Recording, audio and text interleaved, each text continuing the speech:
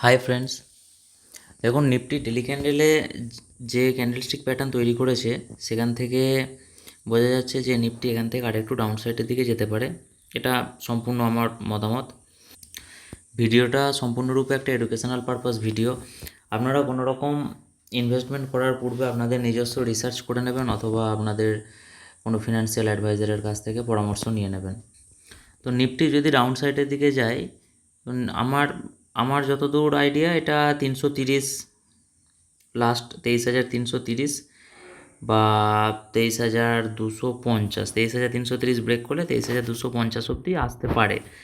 এখন দেখা যাক নেক্সট উইকে কী পজিশন দেয়। আমরা স্টক স্পেসিফিক কিছু আলোচনা করব। আমাদের প্রথম স্টক হচ্ছে বাটা ইন্ডিয়া।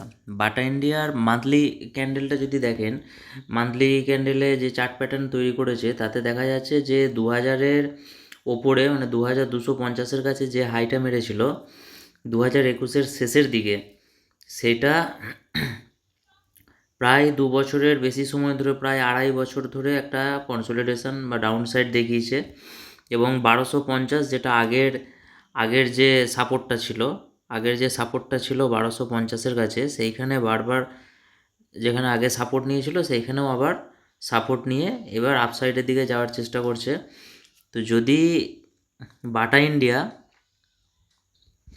তার মান্থলি ক্যান্ডেলে 1550 এই রেঞ্জের ওপরে যদি ক্লোজিং দেয়, তাহলে আমরা তার আগের হাই আবার দেখতে পারি। যদিও বাটা ইন্ডিয়া যে পজিশানে এখন ট্রেড করছে এবং যেখানে সাপোর্ট নিচ্ছে, এখন স্টকটা পজিশন নেওয়ার পক্ষে একটা খুবই ভালো জায়গা।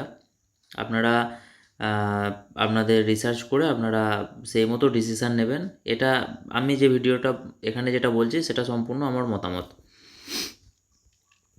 আমাদের পরবর্তী stock HDFC live. HDFC live তার মান্থলি ক্যান্ডেলটা যদি দেখেন, এইচডিএফসি লাইফের যদি মান্থলি ক্যান্ডেল দেখেন, দেখুন 2018 মানে 2017-র শেষের দিকে, নভেম্বরের দিকে যখন স্টকটা মার্কেটে লিস্ট হয়েছিল, একটা হায়ার হাই একটা পজিশান বানাচ্ছে, তার লোটাকে ধীরে ধীরে ওপরের দিকে শিফট করছে এবং এখান থেকে একটা আপসাইড মুভমেন্ট দেখাচ্ছে। মানে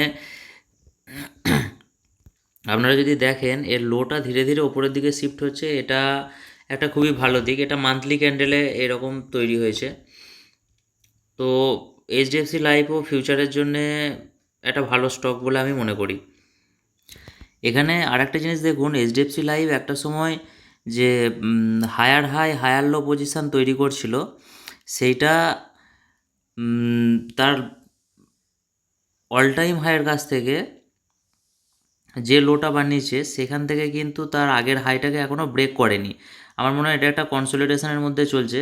কিন্তু যদি এর সাপোর্টিং লেভেলটা দেখেন, দেখুন এর লোটা ধীরে ধীরে ওপরের দিকে শিফট হচ্ছে। এটা একটা বুলিশ ইন্ডিকেটার। ওভারঅল চার্টে যদি এরকম থাকে তাহলে এটা একটা বুলিশ মুভমেন্টাম দেখায়।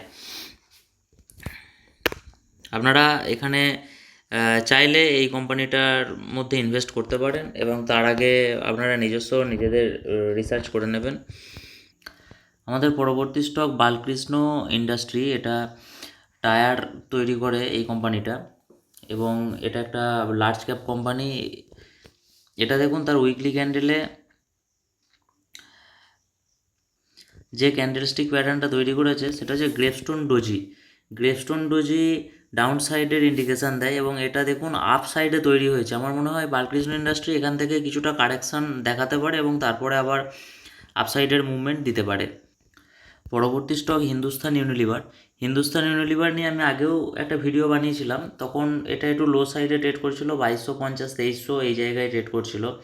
তো সেখান থেকে 2750, মোটামুটি 400 টাকা 500 টাকার একটা মুভ দেখিয়েছে। এখন দেখুন এই 44 দিনের যে মুভিং অ্যাভারেজ, সেইখানে স্টকটা এসে ক্লোজিং দিয়েছে এবং আগে যেসব জায়গাগুলোতে রেজিস্ট্যান্স নিচ্ছিল, তারপরে সেই জায়গাগুলোতে সাপোর্ট নিয়ে স্টকটা একটা সাইডওয়েজের মধ্যে চলছিল, পরে ডাউন সাইড দেখায় এবং এখন যেখানে সাপোর্ট নিয়েছে সেটা দেখুন আগের রেজিস্ট্যান্স এবং আগের সাপোর্ট, মানে এটা একটা সাপোর্টিং জোন। তো পরের সপ্তাহেও যদি এই সাপোর্টিং জোনের ওপরেই স্টকটা থাকে তাহলে এখান থেকে আমরা ধরে নেব যে এখান থেকে আপসাইডের দিকে যেতে পারে। যেমন আমি সরাসরি এরকম ইন্ডিকেশান দিতে পারি না, তার কারণ আমি কোনো সেবি রেজিস্টার্ড অ্যাডভাইজার নই। আপনারা ইনভেস্ট করার পূর্বে আপনাদের নিজস্ব রিসার্চ করবেন অথবা আপনাদের ফিনান্সিয়াল অ্যাডভাইজারের কাছ থেকে পরামর্শ নিয়ে নেবেন। আমাদের পরবর্তী স্টক এবং আজকের last stock map my India. Map my India নিয়ে আমি এর আগেও ভিডিও বানিয়েছিলাম এবং ম্যাপ মাই ইন্ডিয়া তখন এই 1900-2000-এর কাছে ট্রেড করছিল। সেখান থেকে একটা অল টাইম হাই তৈরি করেছে প্রায় 2750-এর কাছে এবং আগের যে হাইটা ছিল সেটাকে ব্রেক করেছে। এবং উইকলি ক্যান্ডেলে এটা আপনারা দেখছেন, এটা যদি ডেলি ক্যান্ডেলে কনভার্ট করি তাহলে দেখুন ডেলি ক্যান্ডেলে ম্যাপ মাই ইন্ডিয়া স্টকটা ওপর থেকে একটা রিজেকশান পেয়েছে, কিন্তু এখানে যে ভলিউমটা আছে সে ভলিউমটা কিন্তু এখনও অবধি সব থেকে বেশি।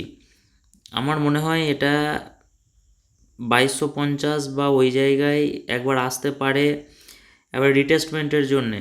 তার আগের যে হাইটা ছিল মানে আগের যে রেজিস্ট্যান্সটা ছিল সেইটাকে সাপোর্ট বানানোর জন্য নিচের দিকে একবার আসতে পারে এবং তার সঙ্গে যদি মার্কেটে কারেকশান দেখা যায় তাহলে অবশ্যই স্টকটা নিচের দিকে আসতে পারে। তো আপনারা যদি ইনভেস্ট করতে চান এই জায়গায় ফার্স্ট ইনস্টলমেন্টে ইনভেস্ট করতে পারেন, তারপরে ওয়েট করুন। যদি নিচের দিকে আসে তাহলে সেখানে চাইলে অ্যাভারেজ করতে পারেন। এটা সম্পূর্ণ আপনাদের ব্যক্তিগত ব্যাপার। এটা আমি আমার মতামত জানালাম।